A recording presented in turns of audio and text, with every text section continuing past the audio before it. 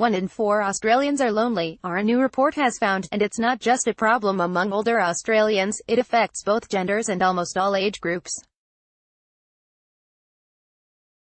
The Australian Loneliness Report, released today by my colleagues and I at the Australian Psychological Society and Swinburne University, found 1 in 2, 50.5%, Australians feel lonely for at least one day in a week, while more than 1 in 4, 27.6%, feel lonely for 3 or more days. Our results come from a survey of 1,678 Australians from across the nation. We used a comprehensive measure of loneliness to assess how it relates to mental health and physical health outcomes. Read more. Politics with Michelle Gretton, Andrew Giles on the growing issue of loneliness. We found nearly 55% of the population feel they lack companionship at least sometime. Perhaps unsurprisingly, Australians who are married or in a de facto relationship are the least lonely, compared to those who are single, separated or divorced. While Australians are reasonably connected to their friends and families, they don't have the same relationships with their neighbours. Almost half of Australians, 47%, reported not having neighbours to call on for help, which suggests many of us feel disengaged in our neighbourhoods. Impact on mental and physical health. Lonely Australians, when compared with their less lonely counterparts, reported higher social anxiety and depression, poorer psychological health and quality of life, and fewer meaningful relationships and social interactions. Loneliness increases a person's likelihood of experiencing depression by 15.2% and the likelihood of social anxiety increases by 13.1%. Those who are lonelier also report being more socially anxious during social interactions. This fits with previous research, including a study of more than 1,000 Americans which found lonelier people reported more severe social anxiety, depression, and paranoia when followed up after 3 months. Older Australians are less socially anxious than younger folks.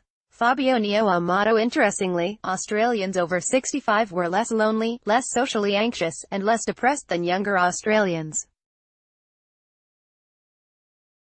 This is consistent with previous studies that show older people fare better on particular mental health and well-being indicators.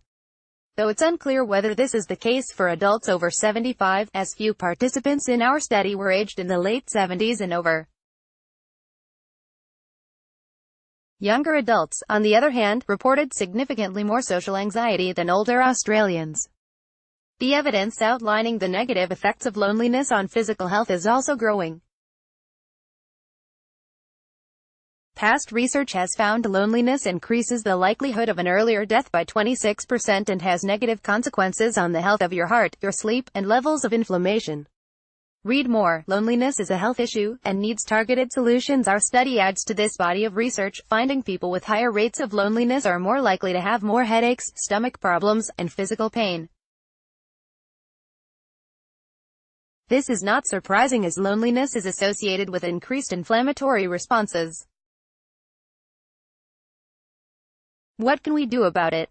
Researchers are just beginning to understand the detrimental effects of loneliness on our health, social lives and communities, but many people, including service providers, are unaware. There are no guidelines or training for service providers. So, even caring and highly trained staff at emergency departments may trivialize the needs of lonely people presenting repeatedly and direct them to resources that aren't right. Increasing awareness, formalized training, and policies are all steps in the right direction to reduce this poor care. For some people, simple solutions such as joining shared interest groups, such as book clubs, or shared experienced groups, such as bereavement or carers groups, may help alleviate their loneliness. But for others, there are more barriers to overcome, such as stigma, discrimination, and poverty. Shared interest groups can help some people feel less alone. Danielle Chirula. Many community programs and social services focus on improving well-being and quality of life for lonely people. By tackling loneliness, they may also improve the health of Australians. But without rigorous evaluation of these health outcomes, it's difficult to determine their impact. We know predictors of loneliness can include genetics, brain functioning, mental health, physical health, community, work, and social factors. And we know predictors can differ between groups, for example, young versus old. But we need to better measure and understand these different predictors and how they influence each other over time. Only with Australian data can we predict who is at risk and develop effective solutions. Read more: The Deadly Truth About Loneliness. There are some things we can do in the meantime. We need a campaign to end loneliness for all Australians. Campaigns can raise awareness, reduce stigma, and empower not just the lonely person but also those around them. Loneliness campaigns have been successfully piloted in the United Kingdom and Denmark. These campaigns don't just raise awareness of loneliness, they also empower lonely and unlonely people to change their social behaviors. A great example of action arising from increased awareness comes from the Royal College of General Practitioners, which developed action plans to assist lonely patients presenting in primary care. The college encouraged GPs to tackle